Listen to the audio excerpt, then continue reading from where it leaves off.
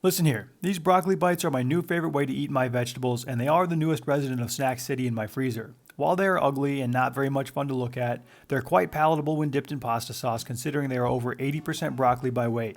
Let me show you how I make them.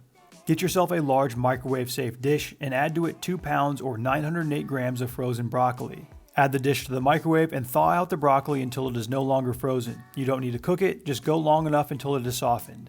While the broccoli is thawing out in the microwave, take 1/2 of a medium sweet onion, or about 100 grams, and cut that into a small dice. To prepare the broccoli bites, you can use either a food processor or the old-fashioned way with just a knife and a bowl. When I first developed this recipe, I did it with the knife and they turned out so well that I went to the store and bought a food processor so that I could make these faster and make it easier on myself to get my vegetables in. Add the broccoli and the onions to the bowl of your food processor and process them down until they are in riced form.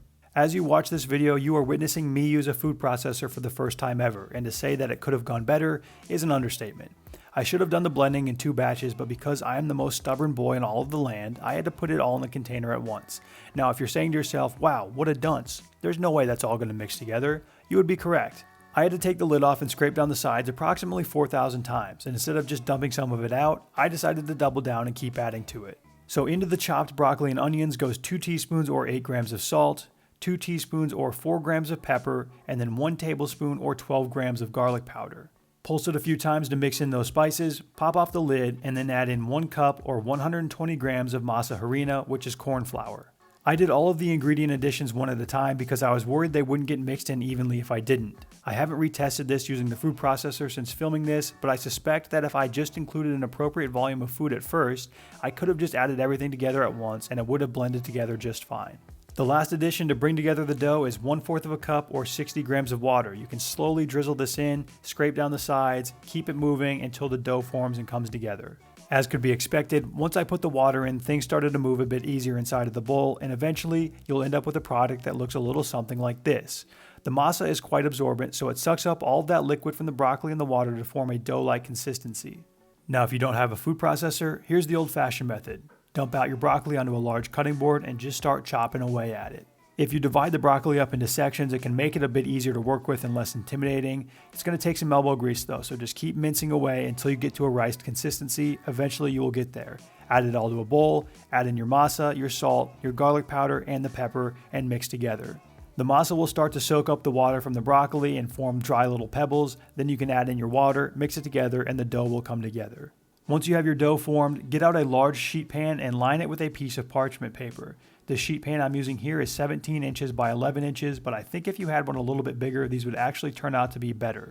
You're going to spread that broccoli dough into all corners of the sheet pan. The bigger your sheet pan, the thinner your layer is going to be. Ideally, you want your layer to be between 1/8 and 1/4 of an inch thick. With this 17 by 11 sheet pan, my layer was about 1/4 of an inch thick, which is the upper end of where I think you should be.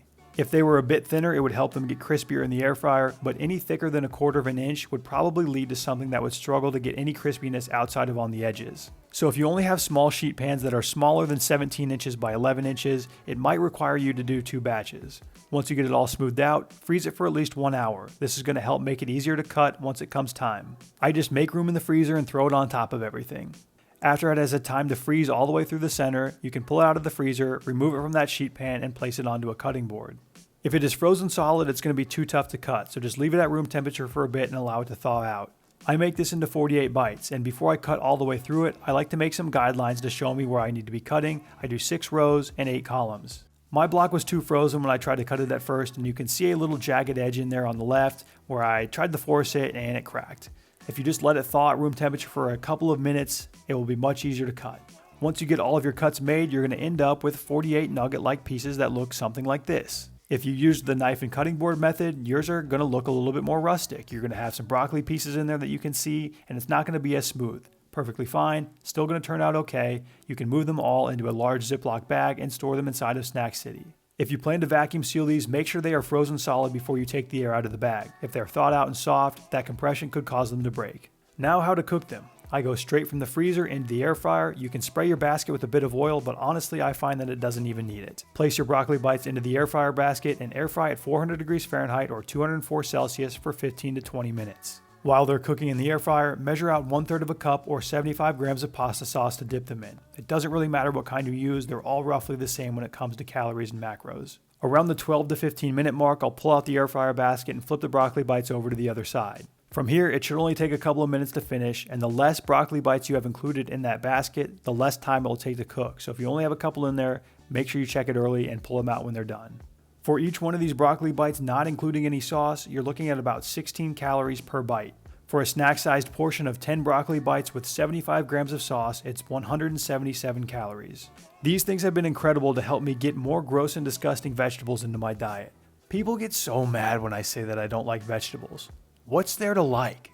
They don't particularly taste good, and they rot in the fridge after a couple of days. I'd be rich if I had a dime for every time somebody said, "Grow up, you're an adult, just eat them." Well, if forcing yourself to eat things that don't taste good is what constitutes one to be an adult, then why don't you eat poop and prove to me that you are one? I'll be waiting. Until then, I'll keep making these broccoli bites while you continue to gum down that grotesque steamed broccoli that you claim to love so much.